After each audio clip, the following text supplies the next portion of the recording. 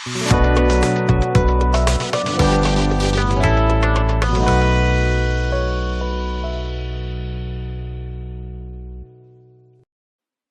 bây giờ LPS Profight sáng nay lệ sớm hi pali semifinal indêp mỗi năm tặng mấy đinh chẳng lăn Lawmawma kumin Profight ta Welterweight chăm tura kalau wal real ru indêp mỗi năm tặng mấy reaction video yan clear how tengu Tulip di tail of the tape welterweight kan en le dona kum som pasari le kum som di pani an nia Zonunsanga chon pui Lawmawma tu ke dona ke som ru por point pati le ke som ru pasari nia sanjong hi fitna lenchi som le fitna lenchi na sa me kop mai a an rich hi ban sai zong fitna lenchi som le fitna lenchi sa kan ni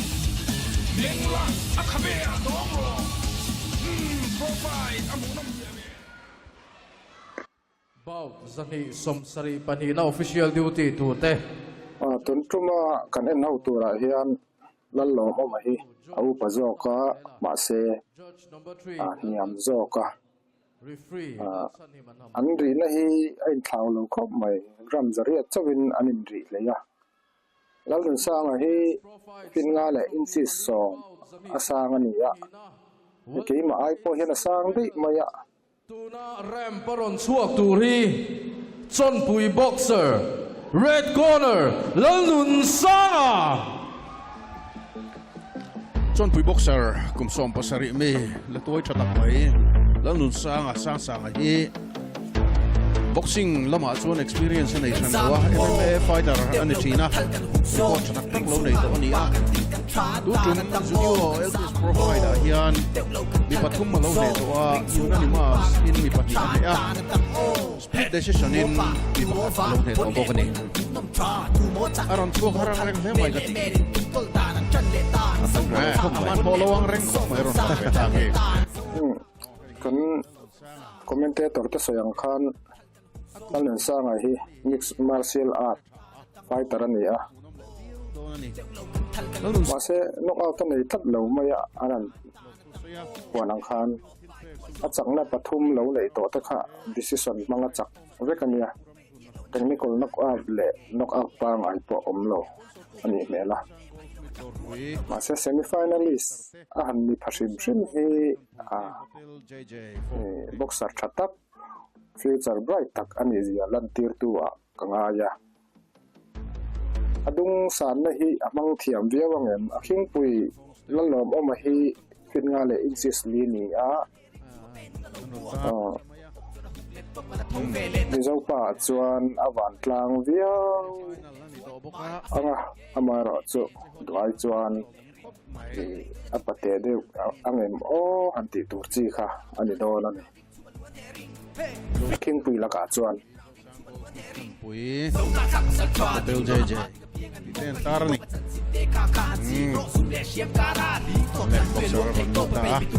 mixed martial art and record nei te hi Zonunsanga tu pui tu na ram paron chuak tur hi tui pui boxer blue corner Lawmawma blue corner Lawmawma hi kum tui boxer ni kum sok ni le pani a upani ya si detonator oh itu Profight big ero avoid khatil nani amateur record ero anei satun nai peson mi zozinga anei thaber porani ya sanina somni le pani national games sa bronze medal ala Northeast Olympic Games sa gold medal boy ti alaw na to dito naman decision maging boy ni alaw sa to manglian san le na shit ngate alaw sa to itu kan filpete ano na dalawa ni Relo te ko sa nonda mai kan announcer te kan commentator te soyang khan Lawmawma hi amateur ala in loin bang viau to loin khel viau to ani a tum hi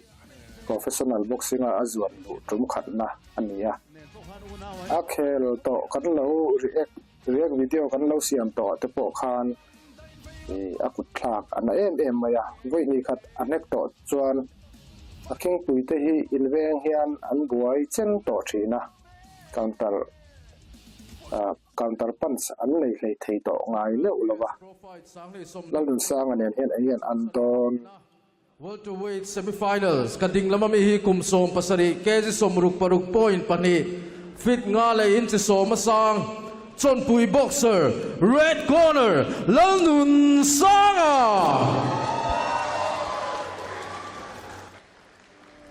atumpui tur ka veila mading hi kumsom ni pani kezi somruk pasari fit nga le in chi lia sang tuipui boxer blue corner Lawmawma Sonpui boxer tuipui boxer Zonunsanga hi soitong khan aking pui laka hian inchi suruk zetin asang bi ka hei hi achor tangkai thei chuan advantage mi hlona thatak aum dona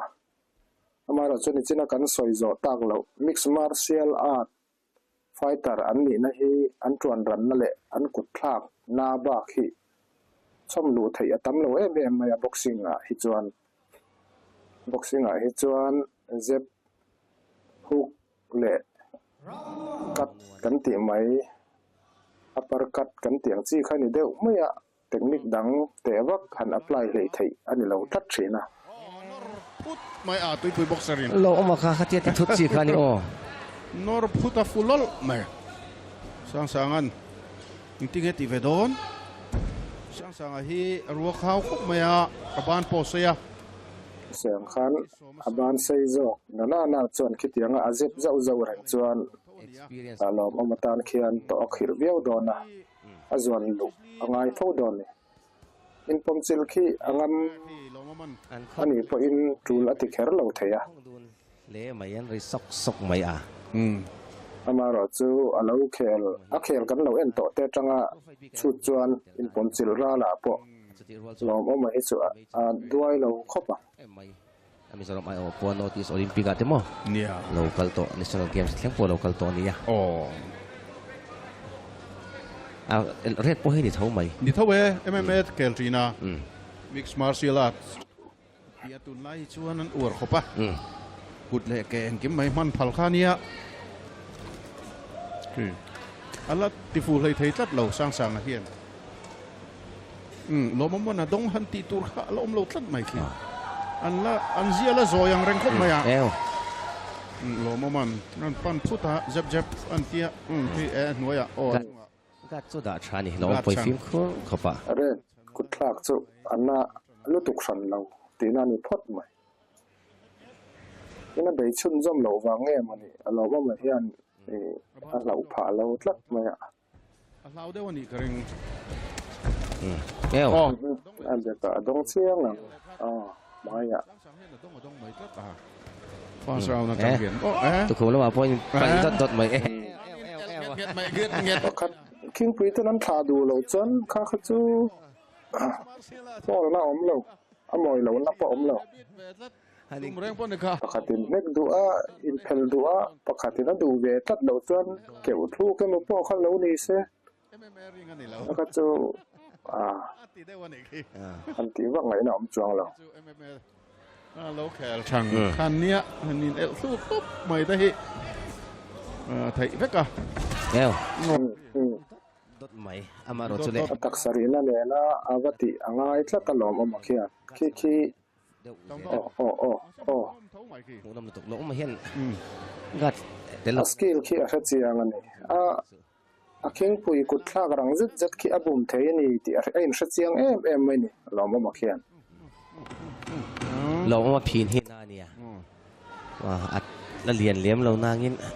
fit ngal in chili chawani amaro chu a phin hi na ni welterweight nek lang zo lo ve phin na bet thin takani rid around khatna zo dera tikhan around ni na chon ril ruhoi sen poimo don ta ni ka kutlak anato kem ka king pui nan alaw yem a chi ai pha em tiang bukin at nek na zo le score tha zo kun tlenga score tha zo to Lawmawma tan chon azuam om le hlia to don ti na nia amaro chu ban seizo kan ni tlata bang taksari na ne na apa wain pumpe fo angai don tlata chu atan che sual theina den lutuk om ve reng ti na nei chu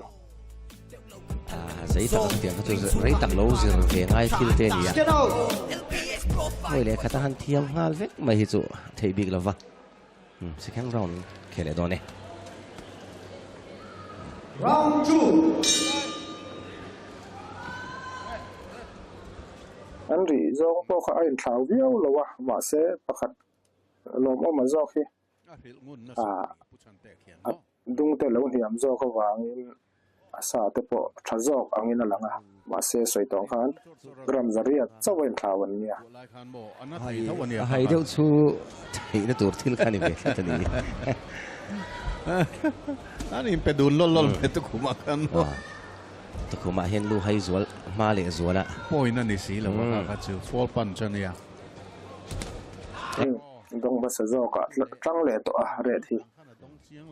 a lau chu han tingot ila dik lovanga Lawmawma ke che boy khopin nek ve tlat dong le ki Lawmawma hian a fight trio mai ka ti a kut ki chuak ki rang red khian a lau han ti kha chu dik chi alawanga ma se a fim khuru pha na sa le to maya kimi wang khian a kut chuang nem lo na chon target po hi thleng nem lo ve zel tinania tak chu vai khat na nia nia Lawmawma la hi ai notice game sa te national game sa te ami zarom ai o lo kala sorry lutuk medal lo dong nual to ni boxia aduna voi experience ai nei san le dewa ani hi chuti rual chon experience nei vak lo ten experience nei anon hek nual to nia sang a hi akum hi la claim ko no pang kum so pasari chaw nia atinga kuta thak fo chuan point score ma se a king puitan hian fitness a thaboka lau na chan tur chi ai na chan tur pian dik tak nia zero chau zel om mang don lo ti na ni tlat ani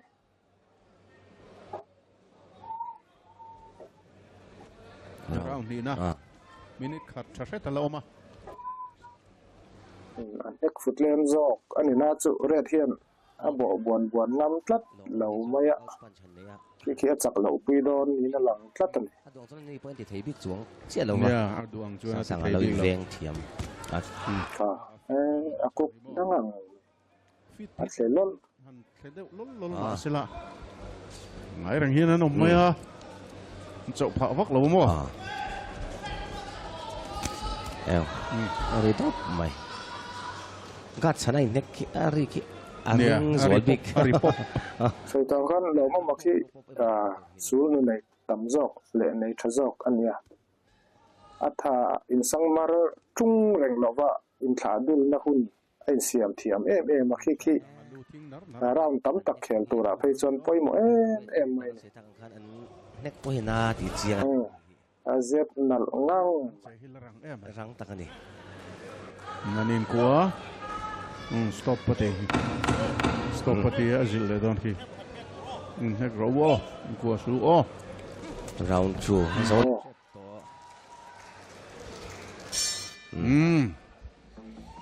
azet tianga kar la zong te na te king pui te chai boy tura ti zau ang chi kha thing tu le poimo lutuk ania chuti rual chuan alorem changa fu riaw ani chuan na taka nek na nam pan thei kha poimo em maya chu Lawmawma khela hian kan mo fo tat mai ni achuk mai satlia lawa nek zuina na mang thei tlata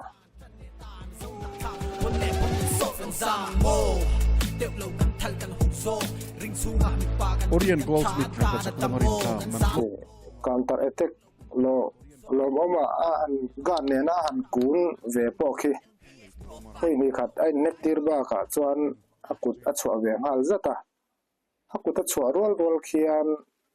a king pui ama ron ve tu kha ai sa seng rang lu tuk to thina khi tak hi nek nat poimo na ni ta ni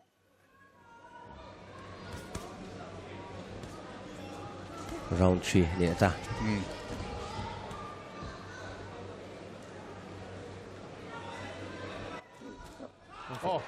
apar ka nal upper cut le left jab kha a lot ling ve ne a lot ling khop mai a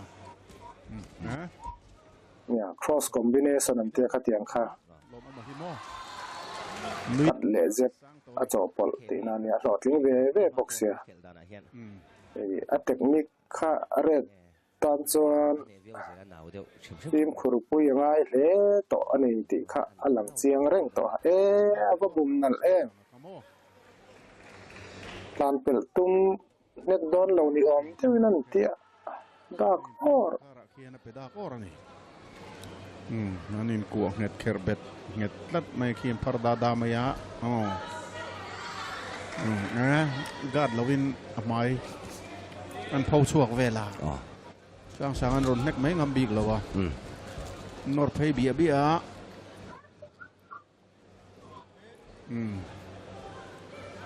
ong hengin mar pa in sual ha to lam an chol deuh wang ang deuh khan ni rong khan na minute khat le chan vela oma rong thum na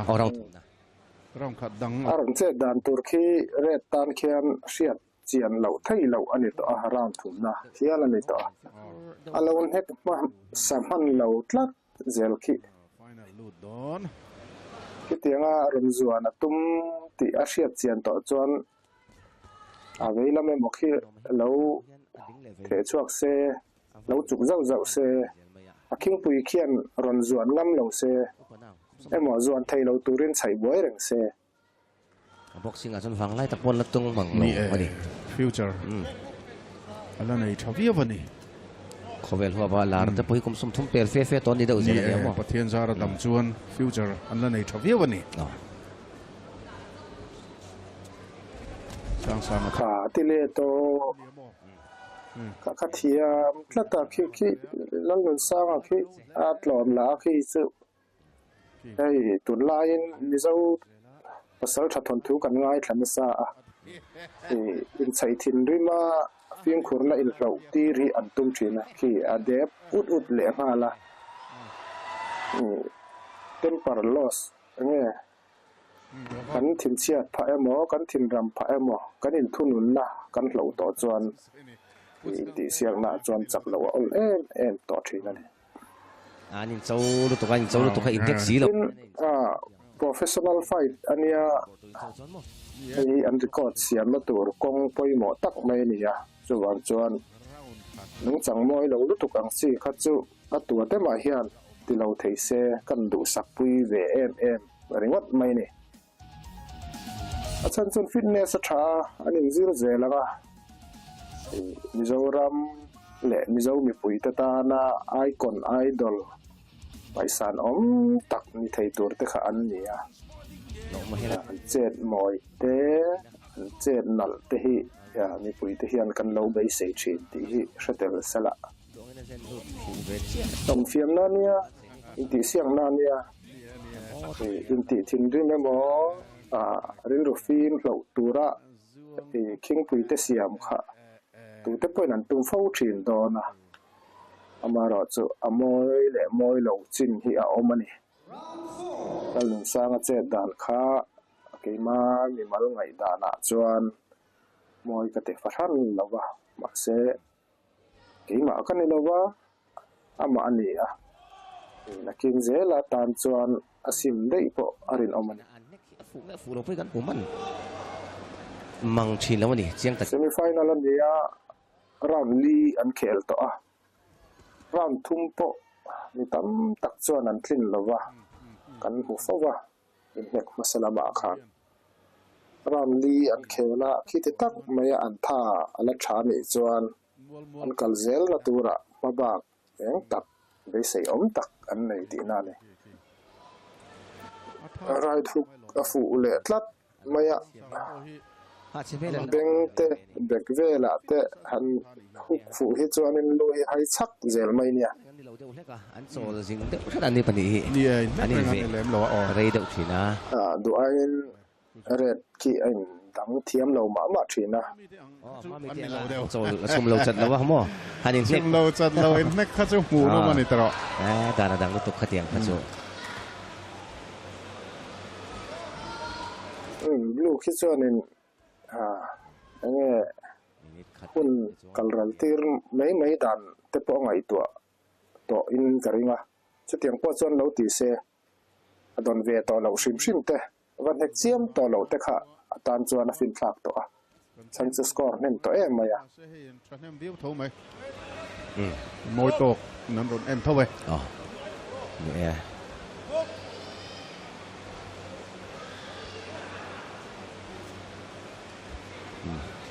ตัวมาจวนท่าเค้กได้ดูมากันเตียลงมาจวนท่าเค้กได้เจลไหมอ่ะที่สกอร์เลนจอกเรตตามจวนท่าอยู่นะวะอันดงจอกกับทางเซนบ็อกซ์อันฟิตเนสทรานในสังสารพอเหี้ยเจียงเซ็ตตาโดนเปิดอันยิงสวงเนี่ยยิงจงเราฟิตเนสจุดอัจฉริยะใช่ตอนขั้นเรฟรีอารอนินโรลเราจวนขัดยังอ่ะดินขะนักทอละเตะอัปรกัดเตะอมไทยทีนะยังคุยง่ายทีนั่นทีเลตัวลมมันต่างเฮียนเขตฮาร์ดตัวนี้อาจจะเป็นก็ปกจังโปเฮียนโปสกอร์เจ้าเทนี่อ่ะแล้วจีร์เวเดอช่วงไอโดนนี่ขี้ก็เอ็มมาจนหลงมาโปเขตฮาร์อังเริงตุรกีขันเวียบกเนี่ยนั่นช่วงลูทุดเซลบ็อกเซียมั้งรันดอกเพย์ซุอาไฟน่ะบ็อกเซียเราเอ็มมาไฟลมตบเทขันอีกแล้วจ้าเรามาเขียนเทคนิคสกิลขี้ชัดเจียงมันเรดเขียนอารมณ์เล็กฟูไม่โดนเราวันนี้ที่ขี้ชัดเจียงเรียนอาบุมนั่นเขา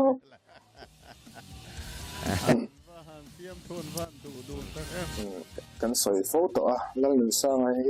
บ็อกซ์ทัดตักไม่ฟิตเนสทัดตักไม่กุดลากว่านักขัดเวทักอันนี้ที่อลังเร่งอามาเราจูอาบานเซน่าสอร์จังกายาเจ็บอวาร์เลโลจวนตุนจุมาอักเขลปุยหลอมมาเตียงยันอันรอนจงลูทุดโดนตีนั่นเนี่ยเตียงเจียขัดจวนเจ็บกุดชัวกุดเจริญกุดประคัดจงเจริญข้างไงที่เราจูทีมเมียละวันรอนจวนลูเจลจวนโดนเสียข้าอัดจูโดนทัดที่กองอาส่วนแล้วสร้างจู่ยินดีตัวแล้วในเดือเล็กนี่กับหัวยามาทันสร้างเงินสร้างโซลูกันนุ่นโนตาทุกท่านที่เสียงนั้นเนี่ยกันเรื่องแต่ปนไม่รู้ว่ามาเสียอาทิตย์จอกที่ถิ่นลุงเฮียนอดูสักเหล่าเที่ยวเนี่ยสั้นสุดนี่ขันโนเล็กอันนี้เล็กเหลือดอนะเซมิไฟแนลิสเวทเอาแต่ในคานั้นตุ้มเหลือดอนะฮาวลัมตะกัดละตัวฮันดูสักเจียมขัดจุอาหารเวเดวันนี้ราลจังเราคลีร์ตัวตานส่วนอย่างพอนี้เสบ็อกซ์ทัดตักเวอันนี้ Studio LPS Profight สังนิสมนิปลีบ่าวสังนิสมสรีปนีนะ Welterweight Semifinals in hneh kanen zotaka Judge the point pek dan suting ini Judge number 1 36-40 Judge number 2 36-40 รู้จักแต่เดิม Judge number 3 36-40 in unanimous decision out of Zok to blue corner Lawmawma ตุยปุยสปลิตคารินอมแล้ววะสปลิตพอแล้วนี่เสปัจนี้ข้านัดจักต่อเช่นไหมอะเจียงลำปุยอมินอันแค่เหลือตัวหมูอาจากอมครบไหมช่วงเกมเลยมันนี่เราบุ้ยตะกินทุกคำเลย